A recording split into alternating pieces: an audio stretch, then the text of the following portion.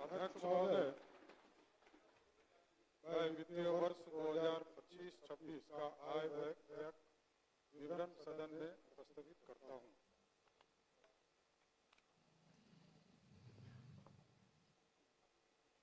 अध्यक्ष महोदय, आपकी अनुमति से मैं वित्तीय वर्ष 2025-26 के लिए राज्य का वार्षिक आय व्यय बजट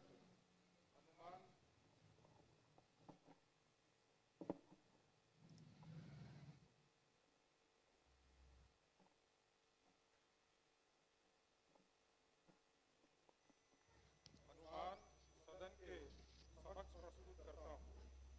महोदय, समृद्ध और सशक्त भारत निर्माण के लिए निर्धारित किए गए विजन 2047 के साथ साथ समृद्ध बिहार की परिकल्पना को साकार करने के हमारे प्रयासों को द्रुत गति प्रदान करने के उद्देश्य से आज मैं बिहार सरकार का बजट प्रस्तुत कर रहा हूं।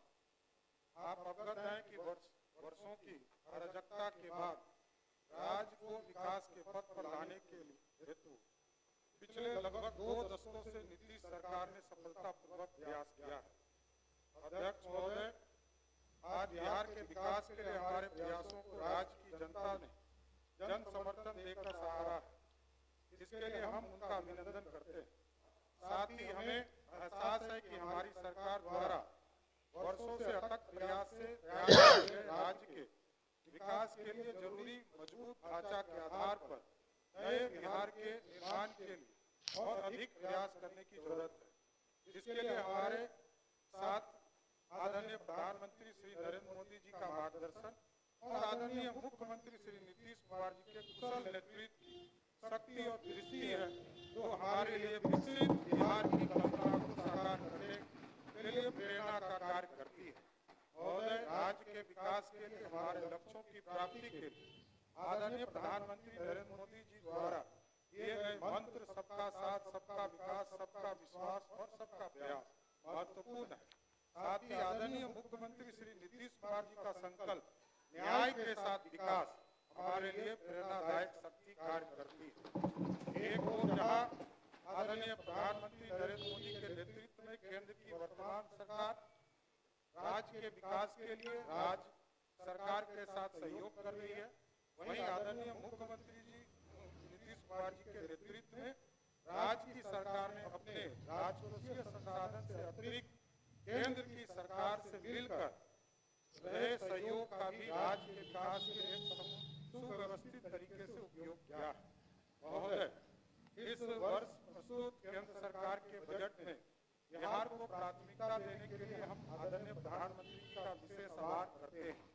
पिछले वर्ष के केंद्रीय बजट में देश के विकास के लिए सर्वोदय की जो अवधारणा प्रस्तुत की गई, उसमें बिहार के विकास के लिए कई प्रावधान किए गए।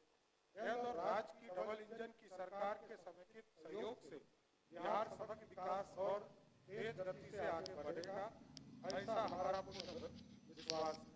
महोदय, आदरणीय नीतीश कुमार जी के नेतृत्व में हमारी सरकार ने आने से पहले 2004-5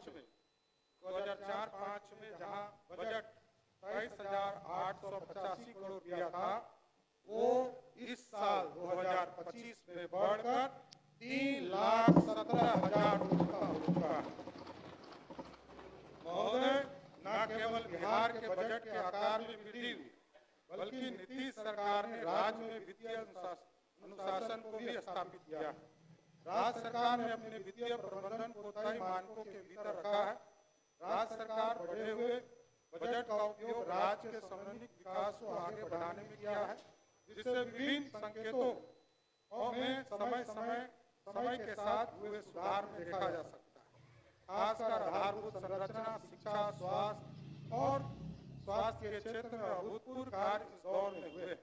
राज्य की जनता ने जो विश्वास हम पर जताया है, उस विश्वास के माध्यम से हम राज्य को विश्वास के विभिन्न आयामों के नए स्तर पर ले जाने के लिए संकल्पित हैं।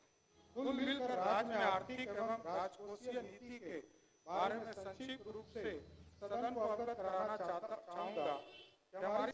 सामान्य वित्तीय समेकन एवं अनुशासित वित्तीय ढांचा को सुदृढ़ करते हुए जहां एक ओर राजस्व बचत को 2024-25 के 1121 करोड़ दशमलव 41 करोड़ रुपया से बढ़ाकर वित्तीय वर्ष 2025-26 में 8,831.18 करोड़ रुपया है।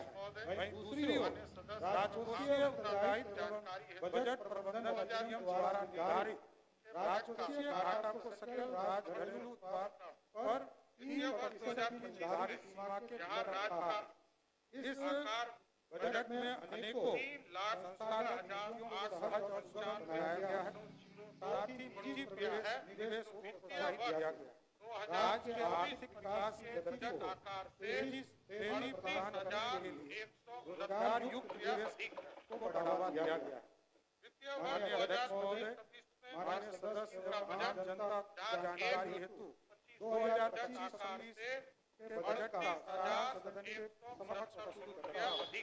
वित्तीय वर्ष 2025 में बिहार राज्य का आकार बजट 3,16,895.02 करोड़ रुपया है, जो वित्तीय वर्ष 2024-25 के बजट आकार से 38,169 करोड़ रुपया अधिक। वित्तीय वर्ष 2025-26 में वार्षिक स्कीम का बजट जहां 1,16,000 करोड़